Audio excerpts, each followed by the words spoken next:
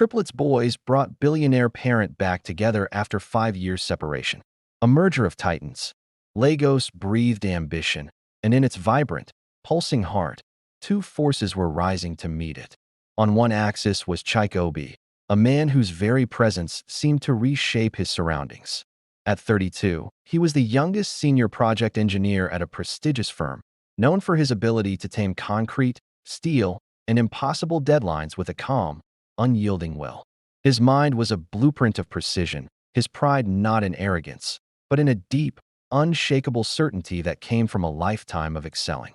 He was the first son of a first son from Onitsha, and the weight of that lineage was not a burden to him, but a foundation, a source of immense, quiet pride that demanded respect. He didn't shout. His silence could command a room. When he smiled, a rare and transformative event, it felt like a personal victory to whoever witnessed it.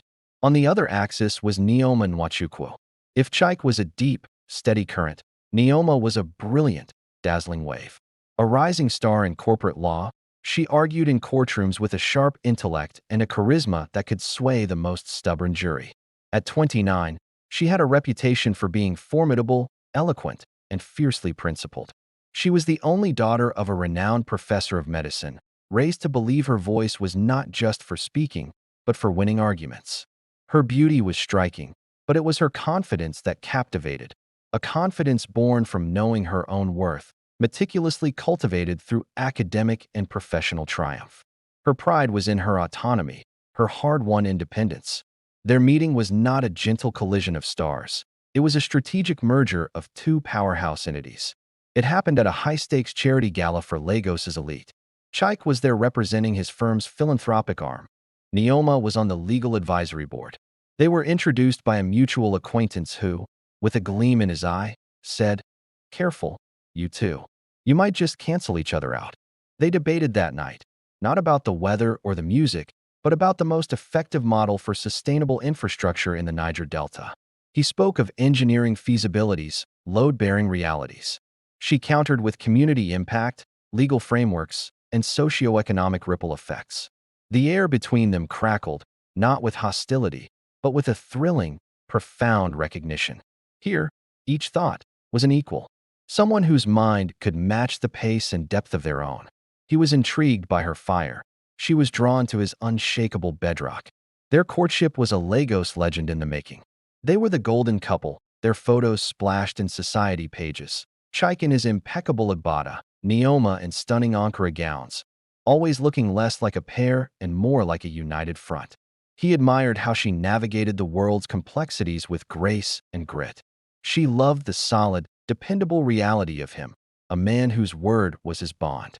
When he proposed on the Lekki Ikoyi Link Bridge at sunset, it wasn't with grand poetry, but with a simple, profound statement.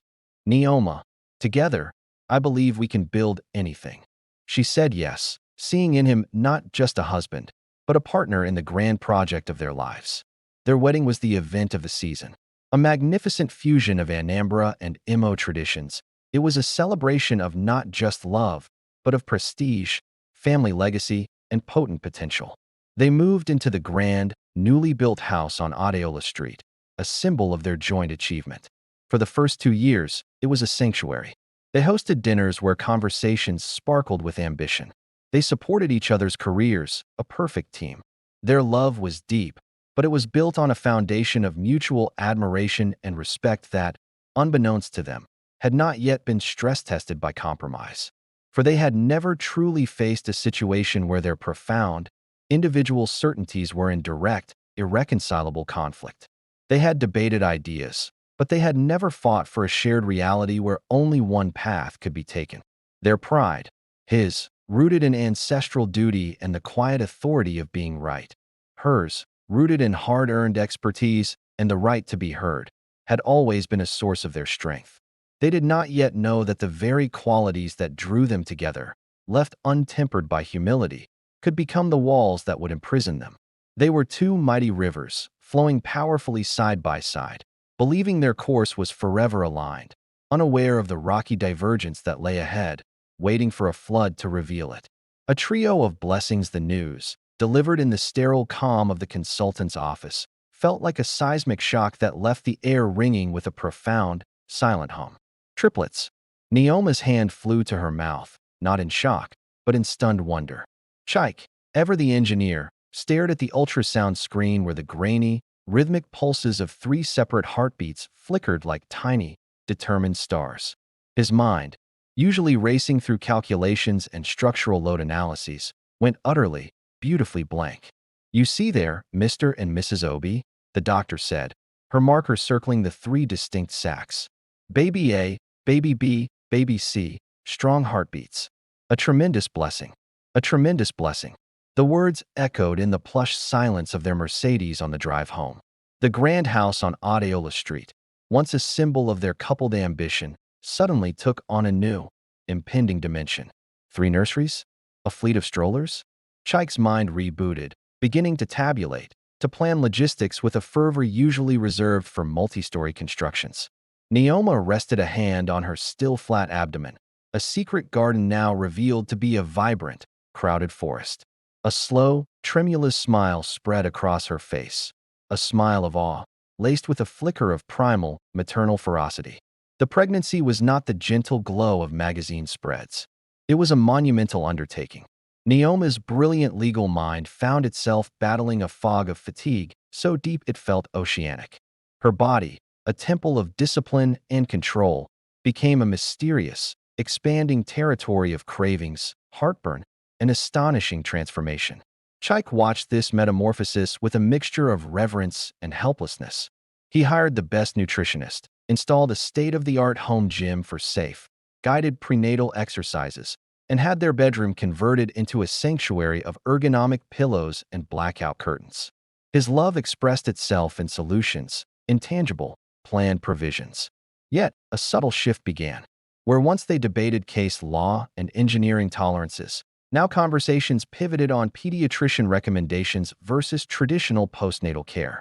Chaik, drawing from the deep well of his Onitsha heritage, spoke with quiet authority about the Omugwo tradition, the sacred period of postpartum care by the grandmother. "My mother," he would say, massaging Neoma's swollen feet with a tenderness that contradicted his firm tone, "knows the ways.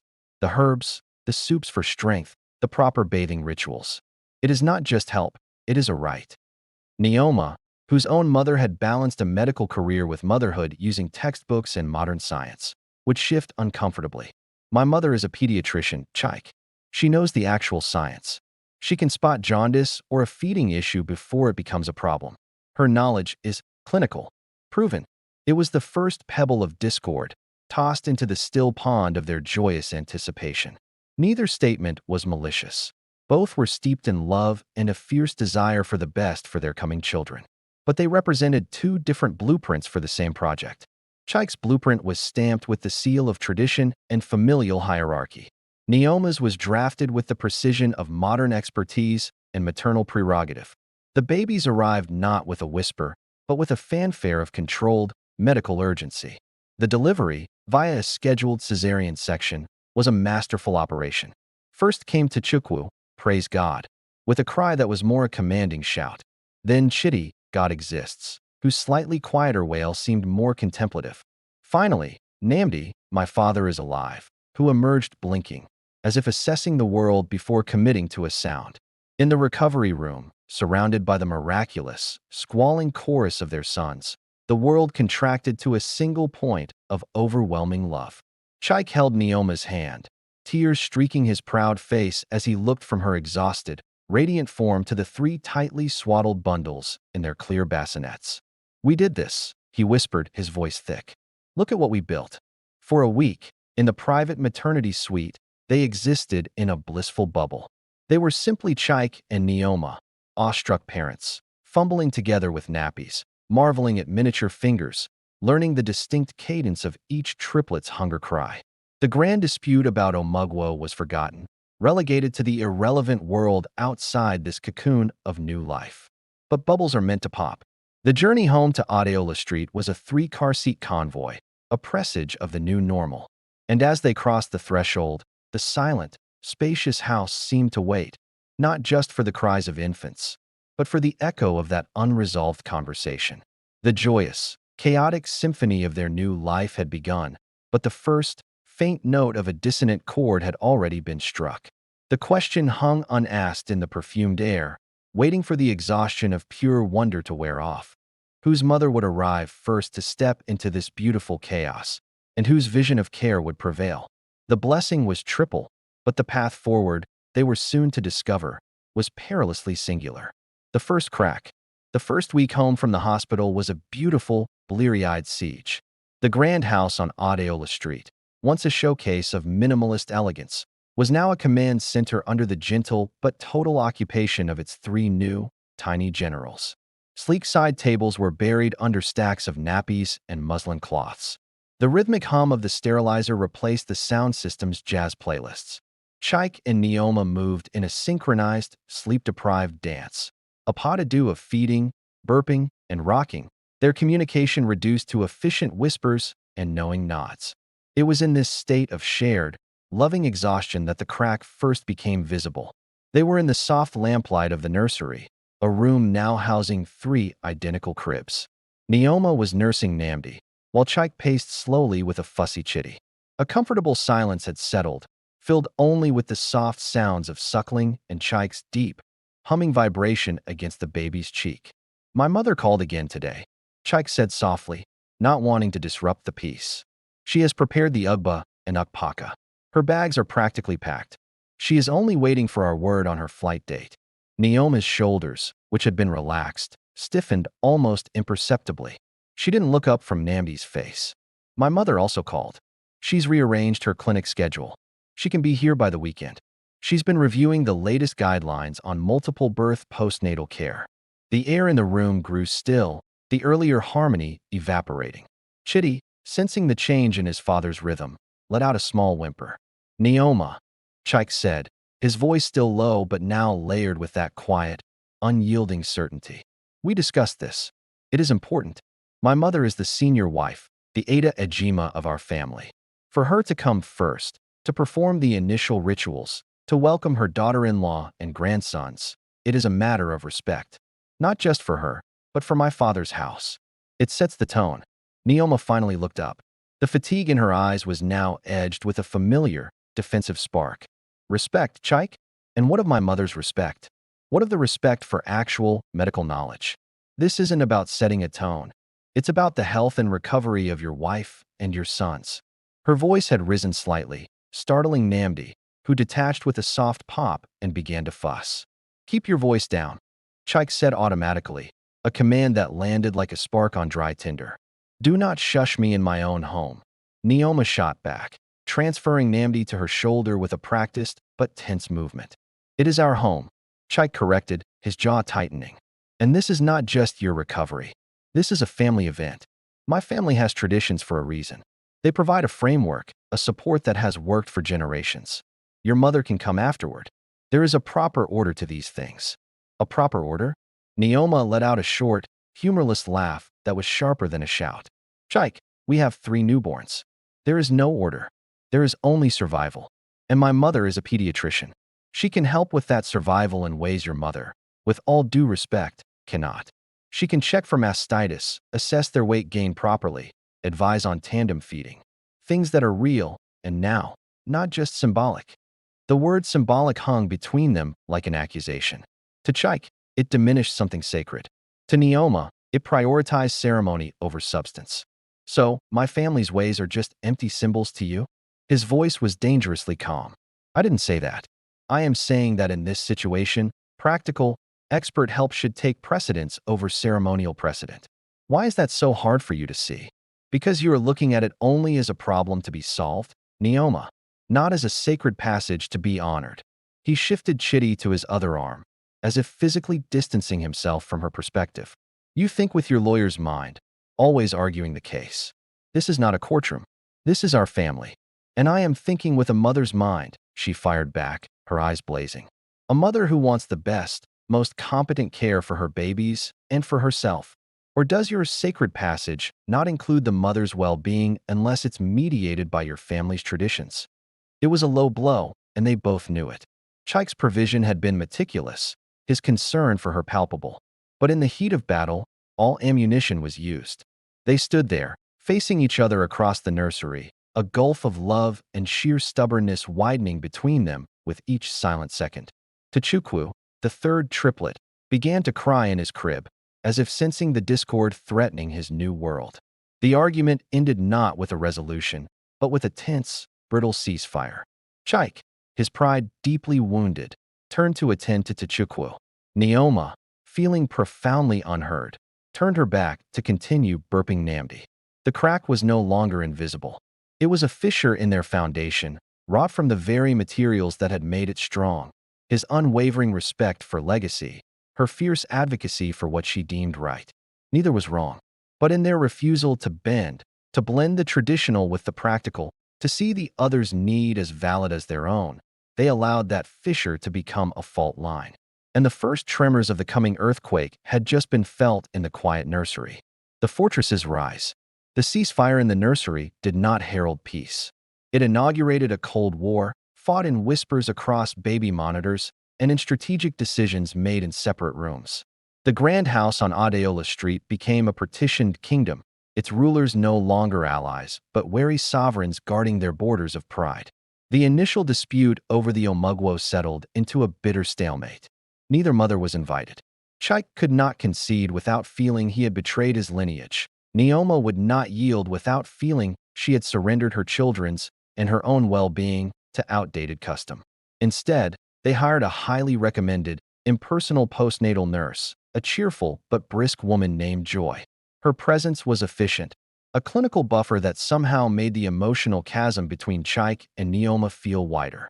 Every instruction Joy gave was tacitly judged.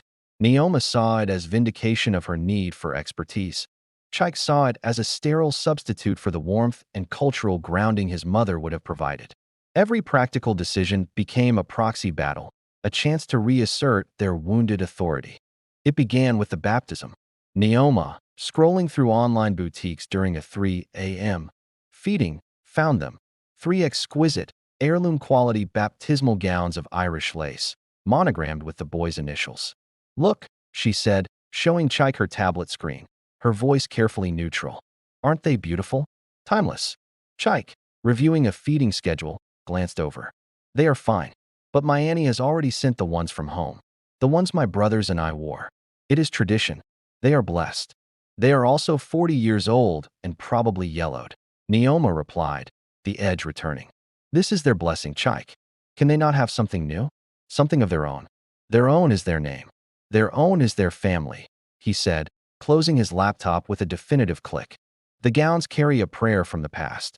It is stronger than new lace." The gowns from Onicho arrived, carefully packed. They were indeed slightly ivory with age, but beautifully pressed. Neoma received the package with a tight smile. She used the lace gowns anyway, a quiet rebellion she justified to herself as choosing the more comfortable option for the babies. Chike said nothing when he saw them at the church, but his silence during the ceremony was a glacier. Then came the naming. Officially, they were Tachukwu, Chidi, and Namdi. But Neoma, influenced by a book on modern parenting, began to use what she called anchor middle names: Samuel, Daniel, and Michael. "They need strong, universal names for the world," she explained. Chike was incensed. "Their names are strong. They are not for the world. They are of them. Tachukwu Chimiko Obi, Chidi Ineo Obi, Namdi Emiko Obi. That is their name. You do not splice in foreign ones as if ours are not sufficient. It's not about sufficiency, Chike. It's about giving them options. They do not need options about who they are," he stated, and from that day, he refused to use the added names, repeating their full Igbo names with deliberate, emphatic pride whenever he addressed them. The battles were small, but each was a brick. The volume of the white noise machine, Neoma. The studies show it should be at this decibel level for optimal sleep. Chike, it sounds like a rushing train. A gentle hum is enough. The introduction of purees, Neoma. We should follow the pediatrician's 6-month schedule. Chike, my mother says Akamu after 4 months builds strength. They stopped discussing, began declaring. Conversations were no longer exchanges. They were pronouncements issued from behind the fortified walls of their own convictions. The unspoken rule, born that night in the nursery, hardened into law. To apologize first was to surrender. To yield was to declare your entire foundational truth, your family's honor, your professional judgment, your very worldview, invalid. Saying, "I'm sorry," wasn't about a single issue. It was about admitting the other's blueprint for their life was the correct one. And neither could bear that total capitulation. Their love for the triplets was the only neutral ground, a demilitarized zone where they could still coexist. They would stand side by side, marveling at the boy's first coordinated smile, their joy genuine but separate, like two solitary spectators at the same magnificent play. In those moments, a flicker of the old connection would pass, a glance, a nearly simultaneous reach for a dropped rattle. But before it could kindle, one would remember the baptismal gown, or the other would recall the dismissal of her mother's expertise, and the shutters would come down again. The house was full, crammed with the energy, cries, and laughter of three growing boys. Yet at its heart was a chilling, hollow silence. Two fortresses had risen where one home once stood, built brick by stubborn brick from the very materials. Pride, principle, legacy, love, that should have been its bedrock. The drawbridges were up, and the moat between them, filled with unsaid words and unresolved apologies, grew wider and more uncrossable with each passing day. The breaking point. The air in the living room was thick, not with the usual baby powder scent, but with the acrid smell of a slow-burning fuse. The triplets, now 6 months old, were finally asleep after a fractious evening. The temporary calm felt like the tense silence before a thunderclap.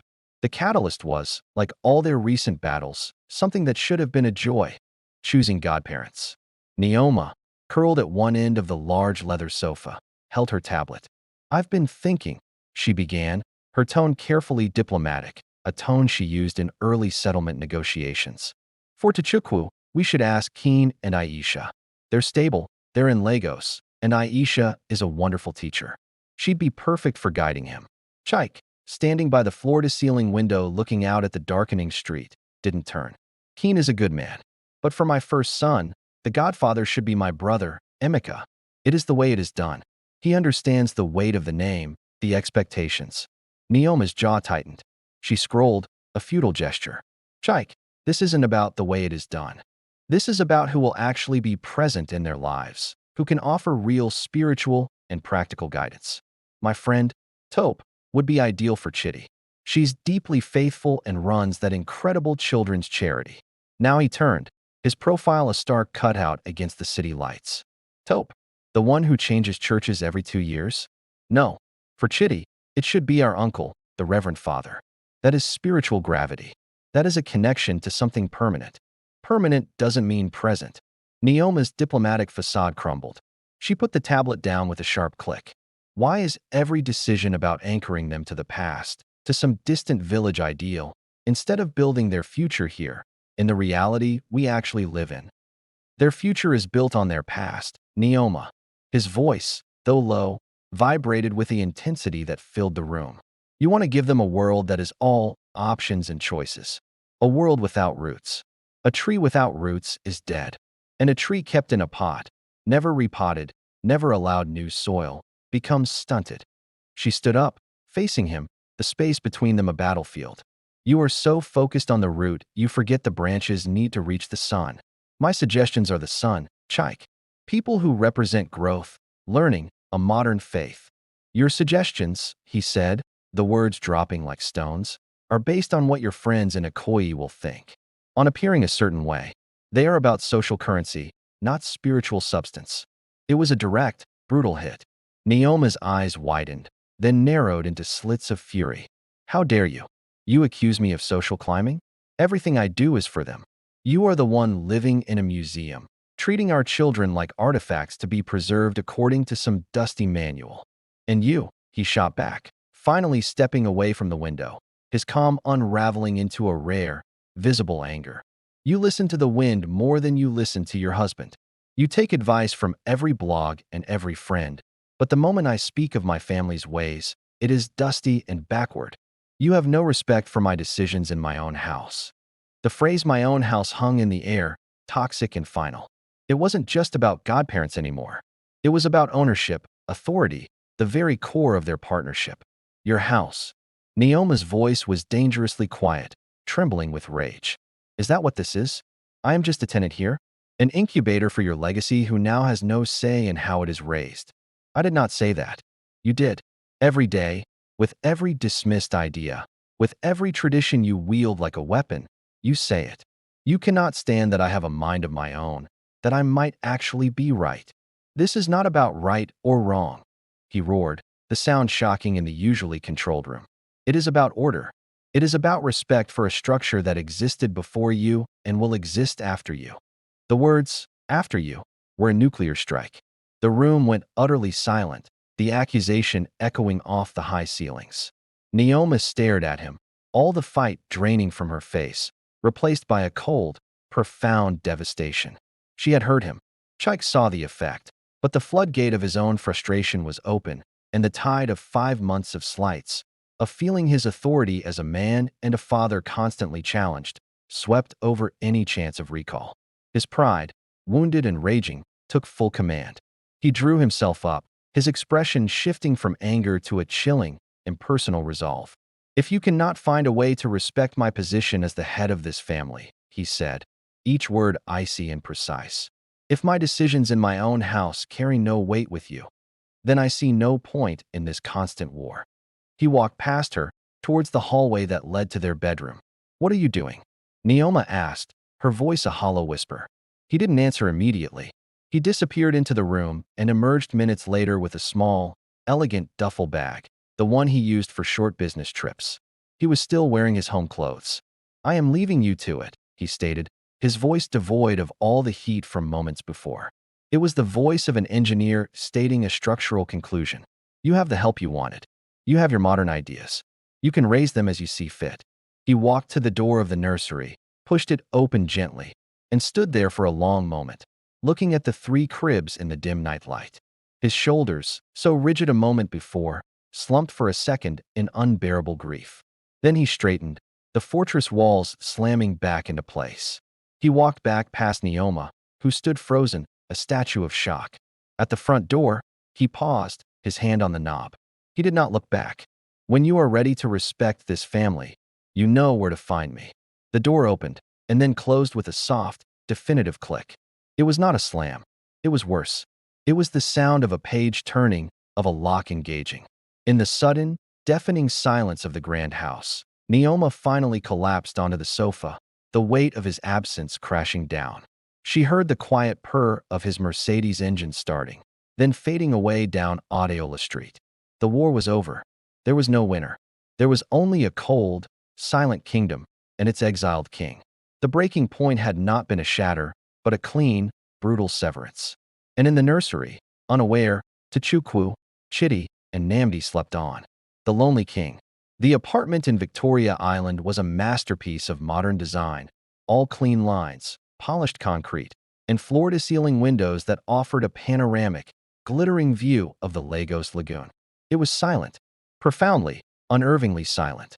For Chikobi, who had spent the last 6 months in a symphony of infant cries, gurgles, and his wife's fierce, passionate voice, the quiet was a physical presence. It was the sound of his own victory, and it tasted of ash. He had won the argument.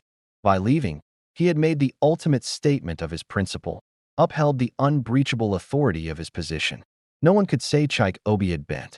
The thought brought him no solace, only a hollow, echoing ache. His life settled into a sterile, precise rhythm, a poor imitation of the chaos he'd left behind. His work became his kingdom. He buried himself in blueprints and site visits, his reputation growing as he delivered projects with a cold, flawless efficiency. He was admired, even feared, for his unshakable focus. No one saw the man who would sometimes pause, his pen hovering over a stress calculation, his mind hijacked by the memory of Chitty's particular, hiccuping laugh. Saturdays were sacred and agonizing. At exactly 10 a.m., he would pull up to the grand house on Adeola Street. He never entered without announcing himself, first with a text. The exchange was always civil, brittle. I am here. They are finishing breakfast. He would wait in the formal sitting room, a visitor in his own home, until Joy or later, the nanny, brought the boys out, clean and dressed in clothes he recognized, some bought by him, others chosen by her. The air was thick with everything unsaid. But with the boys, he was transformed. For 2 hours, he shed the cloak of the stern patriarch. He became a playground, a storyteller, a patient teacher. He would sit on the floor, his expensive trousers be damned, and build towering block castles for Tchukwu to gleefully demolish. He would trace the letters of their names in a picture book for the more contemplative Chitty. He would hoist a squealing Namdi onto his shoulders, parading him around the garden, pointing out birds and flowers, his voice soft with a tenderness he showed to no one else. "Daddy's house has a big window," Namdi said once, his small fingers patting Chike's cheek.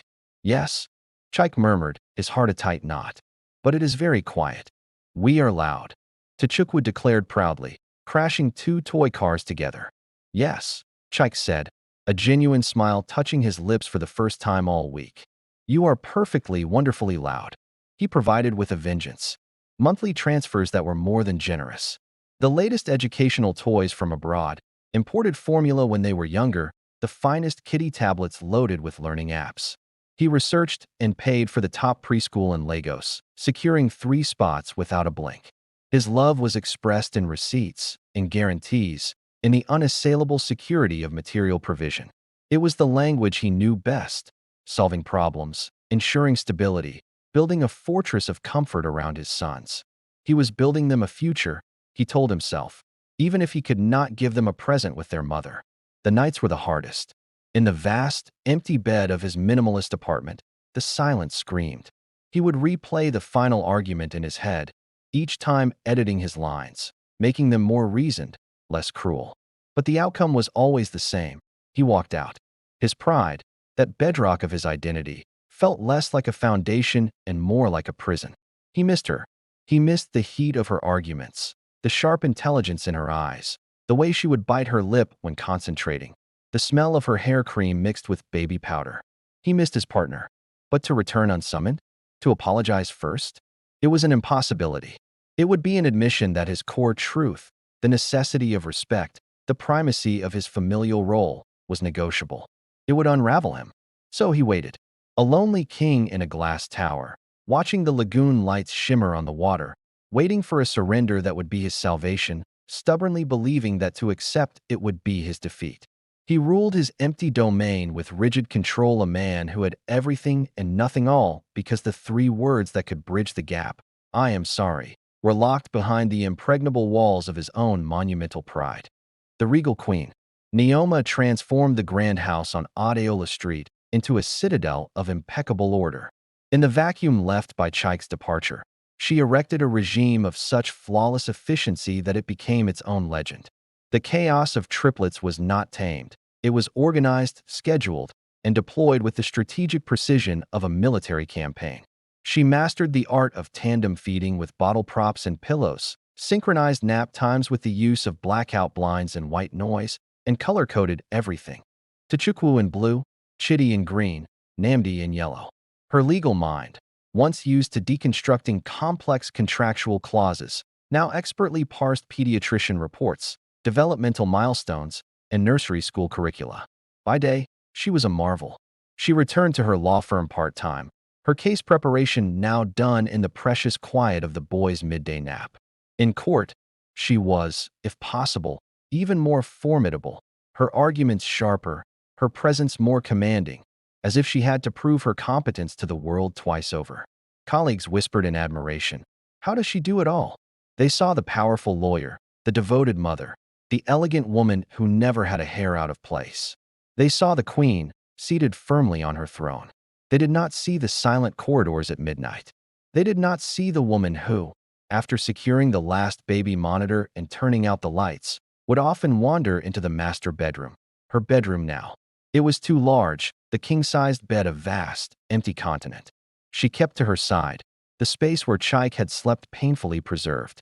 Sometimes, in the deep quiet, she would catch the ghost of his scent on a pillow he hadn't used in years, and her carefully constructed composure would fracture. Her loneliness was not a wailing thing.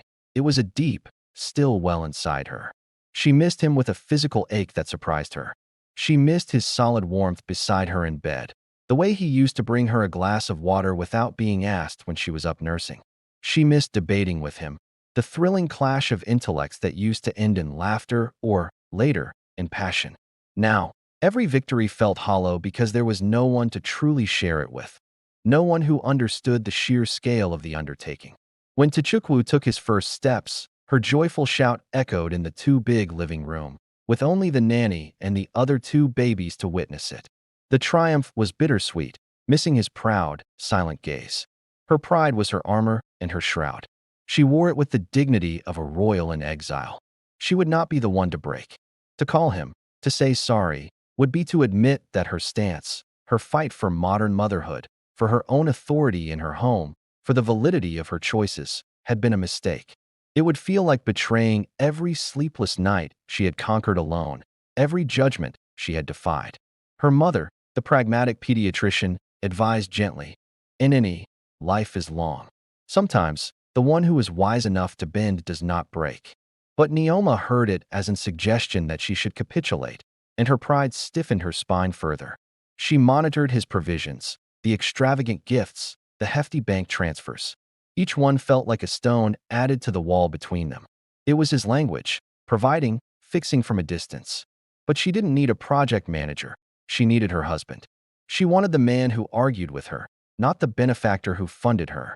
She would use the money for the boys, of course, but she also quietly invested some, building a separate security for herself and her sons, a silent declaration that she was not beholden. Her only indulgence in vulnerability was music. Sometimes, late at night, she would play old songs from their courtship, Sada's smooth cadence, Lagbage's percussive mystery. She wouldn't dance. She would just sit in the dark, listening, allowing the memories to wash over her. His hand on the small of her back at a party, the rumble of his laugh against her ear. A single tear might trace a path through her perfect makeup, swiftly wiped away before it could truly fall. She was the regal queen of Adeola Street, ruling her domain with love and iron will. Her sons were her joy, her purpose, her greatest case. Yet, the throne room was empty of its counterpart. She waited, not for a night, but for an equal to return. She waited for a sign that his pride, too, had become a prison he wished to escape. And in the deepest part of her heart, she hoped, with a fierce, stubborn hope that mirrored her pride, that he was just as lonely, just as lost, in his silent tower across the city. The young observers, Tchukwu, Chitty, and Nambi, did not know a world where Mummy and Daddy lived under the same roof.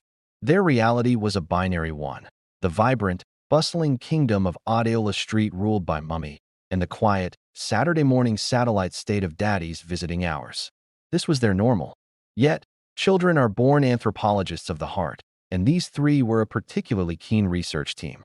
They developed a silent language, a system of glances and tiny gestures perfected in their shared nursery and later, their coordinated bedroom. A raised eyebrow from Tchukwu when Mummy's smile didn't reach her eyes as she waved goodbye to Daddy at the door. A gentle nudge from Chitty when Daddy's voice took on that particular, softer tone while asking, "And how is Mummy?" A knowing look from Namdi when they found Mummy staring at her phone, not scrolling, just holding it, her face still. They collected data. They noticed that Daddy never came inside for long. He was a doorstep monarch, a park bench papa. They noticed the careful, polite distance between their parents, the space that always remained, like an invisible guest that took up all the room.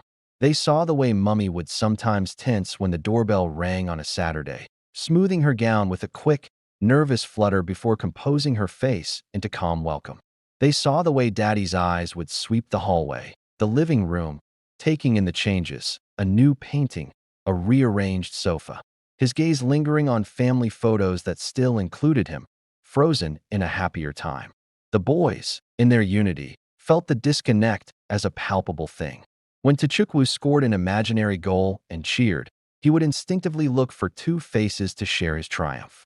He would find Mummy's bright, encouraging smile, and then, a beat later, remember Daddy wasn't there to see it, storing the feat to report to him days later. It created a schism in his joy. Chitty, the quiet observer, was the archivist.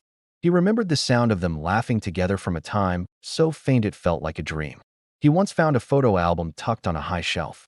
In it, Mummy and Daddy were tangled together on a beach, sand on their feet, their smiles wide and unguarded. He showed it to his brothers. They stared at the foreign creatures in the picture. These two people who looked like their parents, but who were fused together by happiness in a way they had never witnessed in real life. That photo became a secret relic, a proof of a lost continent. Namdi, the most physically affectionate, felt the absence as a shortage of warmth. He was a cuddler, and while Mummy's hugs were fierce and all-encompassing, and Daddy's lifts were strong and secure, he had a visceral memory, perhaps cellular, of being pressed between them both, a warm, safe sandwich of parental love. Now, he received that love in shifts, and his body seemed to remember the original, combined formula. They never spoke of it directly, not in words, but they acted on their research. During Saturday visits, Tchukwu would often engineer a situation that required both parents' attention, a tangled toy, a dispute over a story's ending, hoping to draw them into the same orbit. Chitty would sometimes parrot something Mummy had said earlier in the week to Daddy, or vice versa, watching carefully to see if the familiar phrase sparked a connection. Namdi would simply try to hold both their hands at once during walks, a small, living bridge. Their efforts were subtle, a child's gentle diplomacy. But the wall was adult high, built of thick, stubborn stone. Their parents, though clearly loving them with a devotion that was their air and sunlight, seemed locked in a distant, private winter the boys could not enter. So they waited and they watched.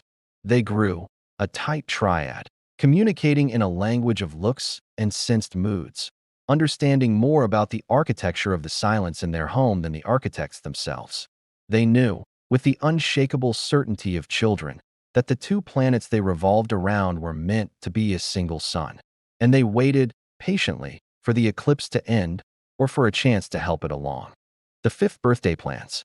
The air in Lagos thickened with the approach of the rainy season, but in the separate worlds of Chike and Neoma, a different kind of atmospheric pressure was building.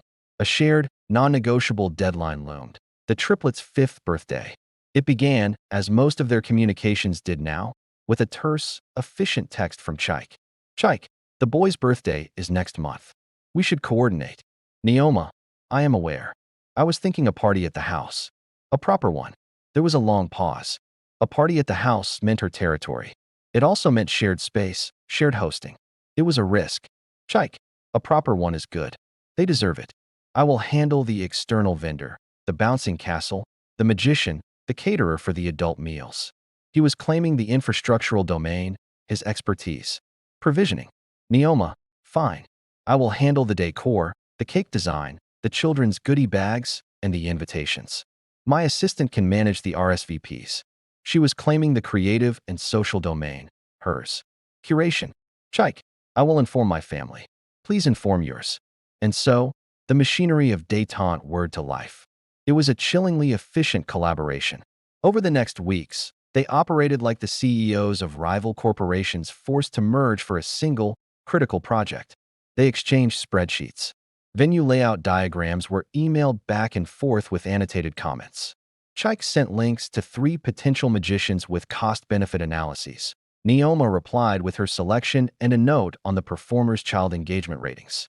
She sent him 3 cake designs. He chose the one shaped like a football pitch, adding, Tchukwu will prefer this. There was no warmth. No, remember how Chitty loves balloons. Or, Namdi will lose his mind over a magician. It was all tactical. Yet, in its own sterile way, it was the most functional communication they'd had in 5 years. The well-being and joy of Tchukwu, Chitty, and Namdi was the one United Nations mandate they both respected absolutely. The tension, however, was merely displaced, not dissolved. It now centered on the guest list, a minefield of familial politics. Neoma, the list is getting long. We agreed on 50 children maximum. Your mother added 12 relatives from the village I have never met. Chike, they are family. They have heard of the boys for 5 years. They wish to see them. It is important. Neoma, this is a children's party, Chike, not an Ofala festival. We cannot host the entire Igbo nation. Chike, and your list includes every partner from your law firm and their spouses. This is not a networking event. They battled over canapes versus traditional small chops. They ordered both. Over the volume of the children's music versus the adults. They hired 2 DJs for separate areas. Over whether his father could say a formal prayer, he could, but it must be under 5 minutes. Through it all, the boys watched, sensing the flurry of activity. Packages arrived daily, streamers, presents, sample boxes of cupcakes. Their bedroom became a secret workshop for handmade decorations under Neoma's direction. Chike's Saturday visits now included whispered consultations about whether they preferred a Spider-Man or a Batman theme for part of the castle. They voted, unanimously, for both. The day before the party, Chike arrived not for a visit, but for a site inspection. He walked the perimeter of the garden with the bounce castle installers. Neoma oversaw the placement of the long tables from the patio, her voice clear and directive. They passed each other near the lemon tree. "The forecast is clear," he said, not looking at her, surveying the sky. "I have ordered canopy tents just in case," she replied, not looking at him, aligning a tablecloth. A moment hung there, charged with the ghost of 1,000 shared preparations from a lifetime ago. Their wedding, their housewarming. The memory was so vivid it was violent. They both felt its pull, and, with a simultaneous, almost reflexive hardening, they turned away, back to their separate tasks. On the morning of the birthday, Adeola Street was transformed. The bouncing castle loomed like a colorful beast in the garden. Balloons in blue, green, and yellow bobbed in clusters. The magician, in a sequined waistcoat, practiced his dove trick on the patio. The air smelled of sugar, fried meat, and impending rain that never came. Two kingdoms had poured their resources into this day. The house, the garden, everything was perfect. It was a masterpiece of co-parenting, a testament to what they could build together when the goal was mutual. Yet, as the first cars began to arrive, and the two rulers took their positions at the front door to welcome their guests, standing a careful, polite foot apart, the most glaring construction of all remained: the uncrossable distance between them, hidden in plain sight amidst the spectacular celebration they had built for their sons. A cake and a question. The grand house on Adeola Street vibrated with a joyous, chaotic energy that seemed to shake the very foundations that had held so much silence. The garden was a riot of color and movement. Children, dressed in their vibrant party best, shrieked with delight as they bounced in the castle, their laughter piercing the air like bright fireworks. The magician had a captivated circle of tiny, wide-eyed spectators. Adults clustered in groups, plates of small chops in hand, their chatter a warm, buzzing hum under the high noon sun. Chike and Neoma stood as the twin pillars of the event, performing a delicate, unspoken dance of separation and co-hosting. He was near the drinks table, refilling a guest's glass, his deep laugh occasionally rumbling above the din. She moved through the crowd with a tray of cupcakes, her smile brilliant and unwavering as she thanked people for coming. Their eyes met sometimes, across the lawn, over the head of a laughing child, and flickered away, a silent acknowledgement of shared responsibility, a fleeting glimpse of the old, potent connection before the shutters came down. The triplets were in their element. Tachukwu, a blue blur, was the king of the bounce castle, orchestrating games with commanding shouts. Chitty, in green, was intently showing a fascinated group his collection of smooth stones by the lemon tree. Namdi, a yellow sunbeam, was clinging to the magician's side, trying to peer behind his sequined sleeve for secrets. Then came the centerpiece, the cake. It was a magnificent edible football pitch, with green frosting grass, white piped lines, and three little fondant figures in blue, green, and yellow jerseys bearing the numbers 5. A hush fell as it was carried out, candles ablaze. A chorus of happy birthday swelled, sung with gusto by 50 children and their parents. Tachukwu, Chitty, and Namdi stood before the cake, their faces illuminated by the candlelight and pure, unadulterated joy. They took a deep, synchronized breath, a skill born of shared existence, and blew. The flames vanished in a puff of smoke, and the crowd erupted into cheers and applause. It was in the sweet, triumphant silence that followed, as Neoma began to cut the first slice and Chike stepped forward to help serve, that Tachukwu acted. He did not shout. He simply stepped forward, onto a small, decorative stool, and raised his hands. At 5, he already had his father's quiet command. The crowd quieted, smiling, expecting a thank you speech. He looked directly at his parents, who now stood close together out of necessity, the large cake between them. "Daddy, Mummy."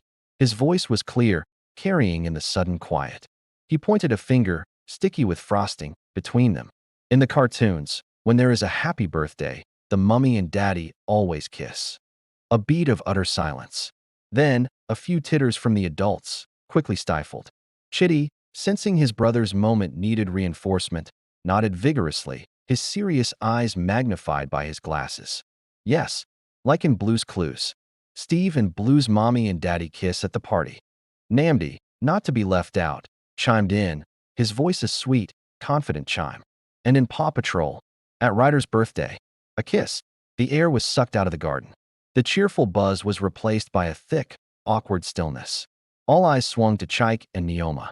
The grandparents, Chike's mother in her elegant jolie, Neoma's mother in a smart trouser suit, froze, their faces etched with hope and dread. Guests looked anywhere but at the hosts, at the half-eaten cake, at the sky, at their shoes. Neoma felt a heat rush to her cheeks that had nothing to do with the sun. Her brilliant, courtroom-trained mind went blank. She looked at Chike and saw not the formidable engineer, but a man caught in a trap of his own making, his expression one of stunned paralysis. She found her voice, a thin, strained version of it. "Not now, boys," she managed, the perfect hostess's smile glued painfully to her face. "This is not the cartoon." But Tachukwu, the bulldozer, was not finished. His little brow furrowed in genuine, profound confusion. The logic was flawless to him. Cake plus happy birthday plus mummy plus daddy equals kiss. The equation was broken, and he needed to fix it. But why? He persisted, his voice ringing with an innocence that was like a laser cutting through 5 years of complex adult pride. "You both live in different houses. You don't kiss. You don't say sorry." He looked from one rigid face to the other, his question not an accusation, but a pure, heartbreaking inquiry. "Are you not happy?" The word happy hung in the heavy air, simple, devastating, and utterly unanswerable. It was the question that had haunted the silent rooms, the lonely beds, the Saturday morning goodbyes. It was the question they had spent 5 years and a fortune trying to bury under provisions, perfection, and pride. And now, their 5-year-old son had dug it up and laid it bare before everyone they knew. In that excruciating, public silence, the monumental fortresses of Chike and Neoma Obi did not just crack. They trembled, from their deepest foundations to their proudest spires, under the weight of one small, truthful word. The unbearable truth. The silence after Tachukwa's question was not mere quiet. It was a physical substance, thick and suffocating, pressing on every adult in the garden. The cheerful party had transformed into a theater of unbearable scrutiny, and at its center stood 2 statues, frozen in the glare of a truth too simple to refute. "Are you not happy?" The question echoed in the vault of Chike's mind, shattering the careful architecture of his justifications. He looked at Neoma and no longer saw his opponent, the lawyer who dismantled his traditions with cold logic. He saw the woman whose forehead he had kissed, slick with sweat and triumph, after each son was born. He saw the girl who had debated infrastructure with him, her eyes alight with a fire that matched his own. He saw the mother of his children, now standing with a plastic cake knife in a trembling hand, her regal composure peeled back to reveal raw, unguarded shame. His gaze swept over the crowd, the pity in his mother's eyes, the tight disappointment on his father-in-law's face, the awkwardly averted glances of friends who had watched this Cold War for years. He saw the triplets, Tachukwa's defiant confusion, Chitty's worried frown, Namdi's lower lip beginning to quiver at the tension he had caused. This was his victory. This sterile, public spectacle of mutual ruin. This was what his pride, his sacred, unbending principle, had wrought. He had built a fortress to protect his authority, and in doing so, had made a prison for his own heart and a confusing, fractured world for his sons. The provision, the Saturday visits, the flawless coordination, it was all a beautifully constructed shell around a cavernous, howling emptiness. Happy, he was the loneliest man in Lagos. The tremor started deep within him, a seismic shift in the bedrock of his being. It was not a collapse, but a liberation. The truth, voiced by his child, was unbearable because it was undeniable. And in its wake, the pride that had sustained and imprisoned him for 5 years suddenly felt like a ludicrous, heavy costume he could no longer bear to wear. His eyes locked with Neoma's across the ruined cake. In her face, he saw the same devastating realization mirrored. He saw the crumbling of her own fortress, the fear, the vulnerability, and beneath it all, a glimmer of the old, fierce love, now drowning in a sea of regret. She wasn't fighting him anymore. She was just waiting, as lost as he was. In that moment, Chaik Obi, the man who solved problems of concrete and steel, understood the only calculation that mattered. The sum of their shared loneliness was greater than the cost of his surrendered pride. The weight of 5 years of silence became heavier than the 2 words he had vowed never to say. The paralysis broke. He moved. It was not a dramatic stride. It was a slow, deliberate crossing of the short, yet infinite, distance between them. The grass beneath his feet, the eyes of the crowd, the very air, all seemed to blur and fall away. There was only the path to her. With each step, the walls of his fortress crumbled into dust, leaving him exposed, unarmed, and utterly, terrifyingly free. He stopped before her. The party guests, the children, even their own sons, faded into a silent tableau. He saw the track of a single tear she had not been quick enough to wipe, cutting a path through the fine powder on her cheek. It was the most honest thing he had seen in 5 years. He raised a hand, slowly, giving her every chance to turn away. She didn't. He cupped her face, his engineer's hands, capable of bending steel, now trembling with a fragility he never knew they possessed. His thumbs, gentle as a whisper, brushed away the tear. The garden was a vacuum, holding its breath. And into that silence, Chaik spoke. His voice, when it came, was rough, scraped raw from years of disuse in matters of the heart. It was not loud, but it carried to every corner of the quieted space a quiet detonation. Neoma, he whispered, her name a prayer and a confession. I am sorry. He let the words hang, simple and colossal. I have been a proud, foolish man. I am sorry. There was no justification, no deflection, no but you. It was pure, undiluted capitulation. And in that surrender, he found a strength far greater than any pride had ever given him. He was not weak. He was, for the first time in 5 years, finally brave. The bridge of words. The words, I am sorry, did not simply hang in the air. They landed in the space between Chaik and Neoma with the weight of 5 years of granite silence, and then they transformed. They became a solvent, dissolving the invisible, bitter glaze that had coated every memory, every glance, every shared breath for half a decade. They were not an end, but a spectacular, cataclysmic beginning. For Neoma, the sound of his apology was a key turning in a rusted lock deep within her chest.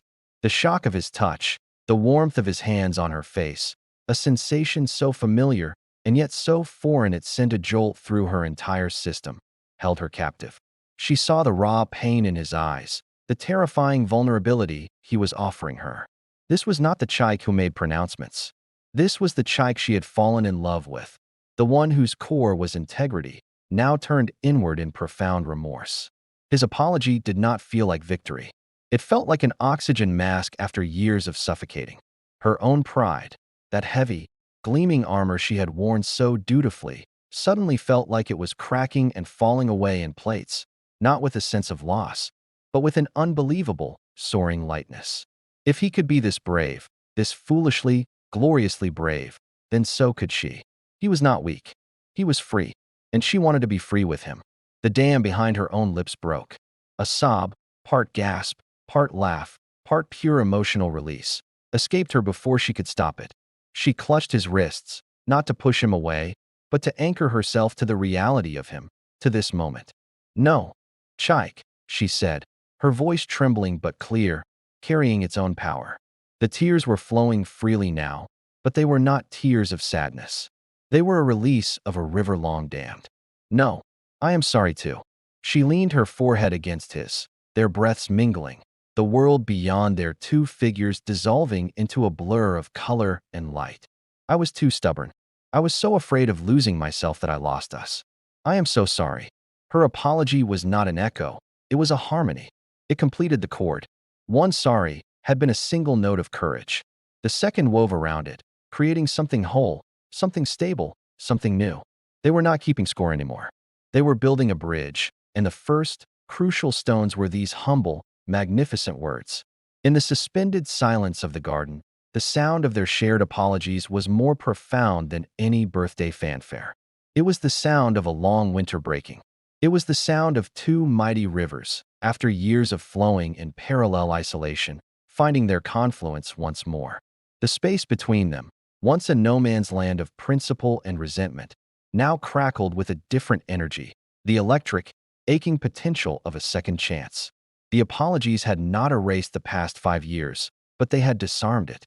They had created a clearing in the thicket of their pride, and in that clearing, for the first time in half a decade, they could finally see each other again, not as adversaries, but as the missing pieces of a single, shattered heart, now offered back with open, trembling hands. The kiss. For a heartbeat that stretched into eternity, the world remained in that breathless silence. The bridge of words had been built, fragile and gleaming, across the abyss. Now, they stood on it, staring into each other's eyes, seeing not just the pain of the past, but the staggering, terrifying hope of a future. Chike's hands were still cradling her face, his thumbs now stroking her cheekbones with a reverence usually reserved for sacred things. Neoma's fingers were wrapped around his wrists, her grip tight, as if afraid this moment, this new gravity, might dissolve if she let go. The apologies, still warm in the air between them, had dissolved the final barrier. What remained was a pull as fundamental as tide to moon. He leaned in slowly, giving her every microsecond to refuse. She didn't. She met him halfway. It was not a cartoon kiss. It was not a peck for an audience. It was deep, tender, and devastatingly honest. It was a homecoming. The first touch of his lips on hers was an electric shock of memory. The exact texture, the familiar pressure, a sensory blueprint she had tried and failed to forget. Then it became more. It was an apology without words, a forgiveness given and received, a conversation 5 years long distilled into a single, profound connection. It tasted of salt from their tears and the sweet frosting from the cake, of regret and of a hope so fierce it was dizzying. Chike poured every unsaid word into that kiss. The lonely nights in his sterile apartment, the hollow victories, the aching pride that had cost him everything. Neoma answered with her own silent confession, the cold strength of her empty throne, the echoing halls, the stubborn fear that had masqueraded as principle. It was a merger, not of titans this time, but of two bruised, humbled, and desperately hopeful souls. Around them, the frozen tableau of the garden erupted. The collective held breath of the guests released in a wave of sound, a chorus of gasps, soft cries, and then, swelling into the clear afternoon air, rapturous applause. The grandparents clutched each other, tears streaming down unashamed faces. Friends who had witnessed the long chill now cheered for the thaw. But the loudest sound was the pure, unadulterated cheering of 3 5-year-old boys. Tachukwu, Chitty, and Namdi jumped up and down, a tangle of limbs and blue, green, and yellow fabric. Their shouts of joy piercing and perfect. Their logic had been vindicated. The cartoon was real. The equation was solved. Cake plus happy birthday plus mummy plus daddy equals kiss. And this kiss, they sensed with childish profundity, was the realest thing they had ever seen. Chike and Neoma finally broke apart, not with a jerk, but slowly, reluctantly, their foreheads resting together. They were breathing heavily. Their world narrowed to the space their bodies shared. The applause and cheers filtered back in, not as an intrusion, but as a benediction. He opened his eyes and looked at her. Her mascara was smudged, her lips were kiss-swollen, and she had never been more beautiful. A true, unguarded smile, one he hadn't seen since before the boys were born, broke across her face, luminous and shy. He smiled back, a true, deep smile that crinkled the corners of his eyes. In that moment, the past 5 years were not erased, but they were finally, truly, over. The kiss had been the seal on their apology, the physical proof of their surrender, not to each other, but to the love that had stubbornly refused to die, even in the deepest freeze of their pride. It was the first step on a new path, taken together. The night of reckoning. The last car had rolled away from Adeola Street, its taillights swallowed by the humid Lagos night. The silence that descended upon the grand house was entirely different from the one that had lived there for 5 years. This was not a hollow, echoing silence, but a soft, breathless one, thick with the aftermath of a seismic event. The detritus of the party lay around them, trampled grass, deflating balloons, empty platters, a cheerful battlefield. Inside, the triplets were a heap of exhausted jubilation in the middle of the living room rug, already in their pajamas but too buzzed with the day's climax to sleep. They were whispering, replaying the kiss, with dramatic, smacking sounds and giggles, their little hearts full to bursting. Chike stood in the doorway, not as a visitor, but not yet sure of his footing as a resident. He had carried the sleeping boys in from the car, his movements automatic, his mind still reeling. Neoma moved around the kitchen, putting away leftover cake, her actions similarly rote. The public bravery of the afternoon had given way to a private, trembling vulnerability. Finally, she turned off the kitchen light and walked into the living room. "They need to go to bed," she said softly, her voice husky. "I'll take them," Chike said, and together they lifted the drowsy, protesting boys, carrying them to their bedroom. It was a familiar, forgotten dance, the settling of covers, the retrieval of a dropped stuffed lion, the shared, soft goodnight kisses placed on 3 warm foreheads. The normalcy of the act was almost painful in its sweetness. They retreated to the living room, the heart of the house that had witnessed so much of their Cold War. The large sofa seemed to yawn before them.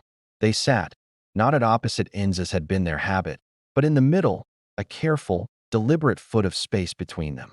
The ghost of the kiss hung in the air. Neoma tucked her legs beneath her, not looking at him. "Chike, about the godparents." He held up a hand, a gentle stop. "It doesn't matter. Not tonight." She nodded, swallowing. "The baptismal gowns. I should have." "Neoma," he interrupted again, his voice low and sure. "No ledgers. No scorekeeping. That's what got us here." He took a deep breath, the weight of the last hours settling on him. "We were both wrong. Not about the details, but about the architecture of us. We built a structure for a battle, not a home." She finally looked at him, her eyes luminous in the dim light. "I thought if I apologized, it meant I agreed that my mother shouldn't have come, that my way was selfish. I thought it meant I was giving up.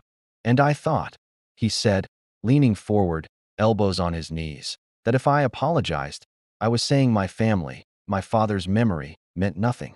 That my role was a joke." He shook his head, a wry, pained smile touching his lips. "We were both such fools. The apology wasn't about the what. It was about the how, the pride, the silence." And so they began to talk, not in declarations or debates, but in revelations. He spoke of the loneliness in his tower, of the way the sound of the lagoon at night only emphasized the silence. She spoke of the exhaustion of ruling alone, of how every victory felt hollow without him to share it. They talked about the boys, the milestones he'd missed in person, the fears she'd swallowed alone. They cried, not the angry tears of argument, but the cleansing, shared tears of grief for 5 lost years. They didn't solve everything that night. The issues of tradition versus modernity, of family integration, were deep rivers that would need careful navigation. But the dam of pride had been obliterated. They could finally see the water clearly, and they knew they would have to build a new bridge across it, together. As the first gray light of dawn began to tinge the sky, Neoma, her head now resting on his shoulder, whispered, "Your mother, she should visit." First, Chike's arm tightened around her. "Our mothers," he said gently, "should both visit. Whenever they want. There is no first anymore. Only welcomes." It was the final surrender, and it felt like the first true victory. They sat in the quiet dawn, hands intertwined, not as flawless titans, but as 2 bruised, hopeful people who had finally found their way back from a long, cold exile. The night of reckoning had ended. The morning of rebuilding had just begun. The new gathering, a new kind of sunlight, gentle and promising, streamed through the windows of the grand house on Adeola Street. It was a Saturday, but not like the Saturdays of the past 5 years. There was no tense text message, no scheduled 2-hour visit. This Saturday hummed with a different, warmer energy, the sound of deliberate creation. Chike was in the kitchen, a place he had rarely entered during the estrangement. He was wrestling with the oversized kettle, preparing tea, while Neoma arranged small chops and puff-puff on a platter with a focus usually reserved for court exhibits. They moved around each other with a newfound, careful choreography, their hands brushing, their eyes meeting with soft, still astonished smiles. The air smelled of nutmeg, frying akara, and hope. The boys, a whirlwind of anticipation, had been tasked with setting the large dining table. Tachukwu, with great seriousness, placed the forks, while Chitty meticulously aligned the napkins. Namdi's job was the centerpiece, a small vase of vibrant hibiscus flowers from the garden, which he adjusted every 30 seconds. Is Grandma Inani's mother bringing the stethoscope? Chitty asked, looking up from his napkin line. She might, Neoma said, smiling. And Grandma Chi's mother is bringing her special soup. You must try it, even if it has ugba. We will. The boys chorused, a diplomatic unit. They understood, in their childlike way, that today was about blending, not choosing. The doorbell rang. A shared, deep breath passed between Chaik and Neoma. This was it. Not a battlefield, but a new foundation. Together, they walked to the door. Chaik opened it. There stood his mother, Ayaobi, resplendent in a deep blue jallee and flowing iro and buba, a large, covered pot emitting a delicious, peppery scent held firmly in her hands. Just behind her, a car pulled up, and Neoma's mother, Dr. Nwachukwu, emerged, elegant in a linen trouser suit, a sophisticated medical bag in one hand, and a tastefully wrapped gift in the other. For a suspended second, the two matriarchs regarded each other on the threshold, the living embodiments of the divide that had shattered the home. The air was thick with 5 years of missed moments and unspoken blame. Then, Chaik spoke, his voice clear and warm. Mama, welcome. Come in, the boys have been waiting. He stepped forward and took the heavy pot from his mother, planting a kiss on her cheek. Neoma moved beside him, reaching for her mother's bags. Inani, welcome. Let me take that for you. She embraced her mother, the hug lingering a second longer than usual. And then, the miracle happened. Ayaobi, her hands now free, turned to Dr. Nwachukwu. She offered a small, dignified nod, then a genuine, if slightly hesitant, smile. Doctor, welcome. I have heard much about you. The boys are strong. Dr. Nwachukwu, her professional composure softening, returned the smile. Thank you, Ayaobi. And I have heard your soups are legendary. I look forward to learning the secret. It was not an embrace, but it was a bridge, an acknowledgement, an offering. They moved into the house, the atmosphere shifting from tense to tentatively warm. The boys descended, a chorus of Grandma. Grandma, that did not distinguish between bloodlines. They pulled both women to the table, Tachukwu insisting Ayaobi sit here, Chitty pulling out a chair for Dr. Nwachukwu there, Namdi proudly pointing to his floral centerpiece. The meal was not just a sharing of food, but of stories.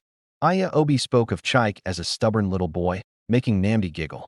Dr. Nwachukwu shared a funny story about Neoma's first day in court, captivating Chitty. Chaik and Neoma served, their touches casual and connected, a hand on the small of a back as they passed, a whispered more tea. They were no longer just parents. They were partners again, visibly, gently rebuilding. Later, as the boys played in the garden under the watchful eyes of both grandmothers, now sitting side by side on the patio and comparing notes on the children's growth, Chaik and Neoma stood at the kitchen sink, washing dishes. He looked out the window, watching his mother point out a butterfly to Namdi while Neoma's mother checked Tachukwu's skinned knee with gentle, expert hands. He felt Neoma's head come to rest softly against his shoulder. No one won, he murmured, not with sadness, but with profound relief. Everyone did, she corrected softly, her voice brimming with a quiet joy. The lesson, etched now not in stone but in the soft, forgiving clay of their renewed hearts, was complete. Sorry was not a weakness, but the bravest, most essential material for rebuilding. It was the mortar for a new kind of home, one strong enough to honor both roots and branches, tradition and progress, his family and hers. And it had taken the clear-eyed wisdom of their children to remind two proud adults that love, when freed from the prison of pride, could not only reconcile what was broken, but could build something more beautiful, more inclusive, and far more resilient than ever before. The triplets, through a simple request for a cartoon-perfect kiss, had not just mended their world. They had, with innocent hands, redesigned it. And as the laughter of two grandmothers blended with the shrieks of playing boys in the sun-drenched garden, the house on Adeola Street was finally, truly, a home.